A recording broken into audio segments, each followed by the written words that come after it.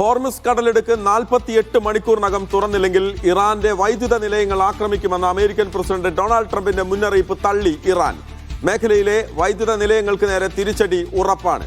ശത്രുരാജ്യങ്ങളുടെ കപ്പലുകൾക്ക് ഹോർമുസ് കടലിടുക്കിൽ ഏർപ്പെടുത്തിയ വിലക്ക് പിൻവലിക്കില്ലെന്നും ഇറാൻ വ്യക്തമാക്കി. ഇസ്രായേലിലെ തന്ത്രപ്രധാന ആണവ കേന്ദ്രങ്ങൾ ലക്ഷ്യമാക്കി ഇറാൻ നടത്തിയ മിസൈൽ ആക്രമണത്തിൽ പരിക്കേറ്റവരുടെ എണ്ണം 175 കടന്നു. പകരം ചോദിക്കുമെന്ന് ഇസ്രായേൽ പറഞ്ഞു. MCA നാസർ വിശദാംശങ്ങളുമായി ചേരുകയാണ്. MCA, ട്രംപിന്റെ ഭീഷണിക്ക് ഇറാന്റെ അതേ കടുപ്പത്തിലുള്ള മറുപടി അല്ലെ? അതോടൊപ്പം തന്നെയാണ് ഇസ്രായേലിലെ ആണവ കേന്ദ്രങ്ങൾ ലക്ഷ്യമിട്ടുള്ള ആക്രമണം വീണ്ടും ഇറാൻ വളരെ വിപുലമായി മുന്നോട്ട് കൊണ്ടുപോകുന്നത്. ഇപ്പോൾ അവിടെ പരിക്കേറ്റവരുടെ എണ്ണം 175 കടന്നിരിക്കുന്നു. അപ്പോൾ ഈ സംഘർഷഭരിതമായ ഈ സാഹചര്യം അയവില്ലാതെ തന്നെ തുടരും എന്നുള്ള സൂചന കൂടിയാണ് നമ്മൾ ഇതിൽ നിന്ന് മനസ്സിലാക്കേണ്ടത്.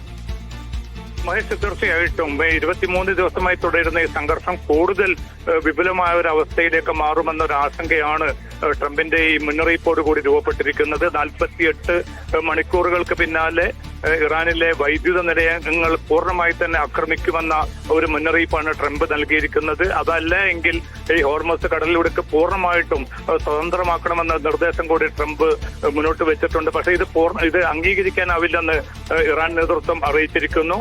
അതുമാത്രമല്ല, ഏതെങ്കിലും അർത്ഥത്തിൽ തങ്ങളുടെ വൈദ്യുത നിലയങ്ങൾക്ക് നേരെ ആക്രമണം നടക്കുകയാണെങ്കിൽ മേഖലയിലെ അമേരിക്കയുടെ ഉൾപ്പെടെയുള്ള താല്പര്യങ്ങൾ ഹനിക്കുമാറ് സമാനമായിട്ടുള്ള തിരിച്ചടി ഉണ്ടാകും എന്ന മുന്നറിയിപ്പാണ് Iran parliament speaker Mohammad Baqir Ghalibaf ഇപ്പോൾ നൽകിയിരിക്കുന്നത്. ആ കാര്യത്തിൽ യാതൊരു വിട്ടുവീഴ്ചയും ഉണ്ടാവില്ല. കാരണം ഞങ്ങളെ ഇരുട്ടിലാക്കാൻ നോക്കിയാൽ മേഖലയെ ഒന്നിച്ച് തന്നെ ഇരുട്ടിലാക്കാൻ മടിക്കില്ല എന്നൊരു മുന്നറിയിപ്പ് കൂടി ഇറാൻ നേതൃത്വം നൽകുന്നുണ്ട്. കാരണം നമുക്കറിയാം, പിന്നിട്ട ദിവസങ്ങളിലൊക്കെ ഊർജ്ജ കേന്ദ്രങ്ങളിലൊക്കെ നടന്ന പ്രത്യാക്രമണങ്ങൾ വലിയ തോതിൽ തന്നെ ആഗോള സാമ്പത്തിക രംഗത്ത് ചലനം സൃഷ്ടിച്ചിരുന്നു.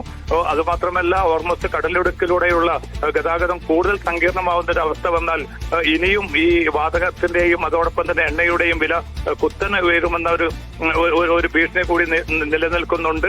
അതോടൊപ്പം തന്നെയാണ് ഇസ്രായേലിന് നേരെയുള്ള ആക്രമണം ഇന്നും വ്യാപകമായി തന്നെ തുടർന്നുകൊണ്ടിരിക്കുകയാണ്. ഇറാന്റെ മിസൈൽ ശേഷി കംപ്ലീറ്റ് അവസാനിപ്പിച്ചു എന്ന് നേരത്തെ തന്നെ ട്രംപ് മുന്നറിയിപ്പ് നൽകിയിരുന്നു. പക്ഷെ ഇതൊക്കെയും അടിസ്ഥാനരഹിതമാണെന്ന് തെളിയിക്കുമാറാണ് ഇന്നലെ രാത്രിയും ഇന്നും രാവിലെയുമായിട്ട് ഇസ്രായേലിന്റെ. അതോടൊപ്പം ഇപ്പോൾ വരുന്ന മറ്റൊരു വാർത്തയിലൊന്ന്, ഹോർമുസ് ദ്വീപിനടുത്ത് അമേരിക്കയുടെ പോർ വിമാനം വെടിവെച്ചിട്ടിരിക്കുന്നു എന്ന ഒരു അവകാശവാദം ഇറാൻ ഉയർത്തുന്നുണ്ടല്ലോ. അമേരിക്കയുടെ F-15 യുദ്ധവിമാനം അത് വെടിവെച്ചിട്ടിരിക്കുന്നു, മിസൈൽ ഉപയോഗിച്ചായിരുന്നു ഞങ്ങളുടെ ആക്രമണം എന്നും ഇറാൻ പറയുന്നുണ്ടല്ലോ. അപ്പോൾ അമേരിക്ക അത് സ്ഥിരീകരിച്ചിട്ടുണ്ടോ? എന്താണ് ഇത് സംബന്ധിച്ചുള്ള വിവരങ്ങൾ പുറത്തു വന്നിട്ടുണ്ടോ? ഇപ്പോൾ മഹേഷ്, ചില ഏജൻസികൾ ആ വാർത്തകൾ പുറത്തുവിടുന്നുണ്ട് എങ്കിൽ പോലും ഔദ്യോഗികമായിട്ടുള്ള ഒരു സ്ഥിരീകരണം ഈ പോർവിമാനം വെടിവെച്ചിട്ടത് സംഭവമായിട്ട് വന്നിട്ടില്ല. US സെൻട്രൽ കമാൻഡ് അതുമായി ബന്ധപ്പെട്ട ഒരു പ്രതികരണം നടത്തിയിട്ടില്ല.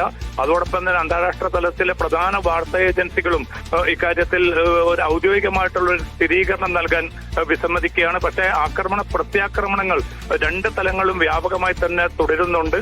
കാരണം ഇന്നലെ രാത്രിയും ഇന്നും ഇസ്രായേൽ നഗരങ്ങളിൽ നടന്ന ആക്രമണങ്ങൾ ഏറ്റവും ചുരുങ്ങിയത് 175-ലധികം പേർക്കാണ് ഇപ്പൊ പരിക്കേറ്റിരിക്കുന്നത്. അതിൽ 20 പേരുടെ നില ഗുരുതരമാണ്. അതുമാത്രമല്ല, 4000-ഓളം പേരെങ്കിലും ഭവനരഹിതരായിട്ടുണ്ടെന്നാണ് അല്പം മുമ്പ് ഇസ്രായേൽ നേതൃത്വം അറിയിക്കുന്നത്. ലോകം ഒരുമിച്ച് തന്നെ ഇസ്രായേലിന്റെ കൂടെ നിലനിന്നില്ല എങ്കിൽ ഇറാന്റെ ശക്തമായിട്ടുള്ള ഒരു ആക്രമണം ഇനിയും ഉണ്ടാകും. അതുകൊണ്ട് ലോകരാജ്യങ്ങൾ ഈ ഘട്ടത്തിൽ ഇസ്രായേലിനെ പിന്തുണയ്ക്കണമെന്നാണ് ഇസ്രായേൽ പ്രധാനമന്ത്രി നെതന്യാഹു അല്പം മുമ്പ് ആവശ്യപ്പെട്ടിരിക്കുന്നത്. മഹേഷ്, യെസ്, അതാണ് ഏറ്റവും പുതിയ അപ്ഡേറ്റ് എന്ന് പറയുന്നത്. ഒരുപക്ഷെ അമേരിക്കയുടെ ഭീഷണി അത് വന്നതിന് ശേഷം ഞങ്ങളെ ആക്രമിച്ചു കഴിഞ്ഞാൽ അതിൻ്റെ പ്രതിഫലനം ഗൾഫ് രാജ്യങ്ങളിലേക്ക് വ്യാപിപ്പിക്കും, കൂടുതൽ കടുപ്പിക്കുമെന്നുള്ള ഇറാന്റെ പ്രതികരണമാണ് ഒരുപക്ഷെ കൂടുതൽ ആശങ്ക സൃഷ്ടിക്കുന്നത് എന്നുകൂടി നമ്മൾ നോക്കണം. US-ന്റെ ഒരു പോർ വിമാനം ഹോർമുസ് ദ്വീപിൽ വെടിവെച്ചിട്ടു എന്നുള്ള വാർത്ത കൂടി വരുന്നുണ്ട്. ചില അന്താരാഷ്ട്ര മാധ്യമങ്ങൾ അത് സംബന്ധിച്ചുള്ള റിപ്പോർട്ടുകൾ വരുന്നുണ്ട്. എന്തായാലും അക്കാര്യത്തിൽ ഒരു സ്ഥിരീകരണം വരേണ്ടതുണ്ട്.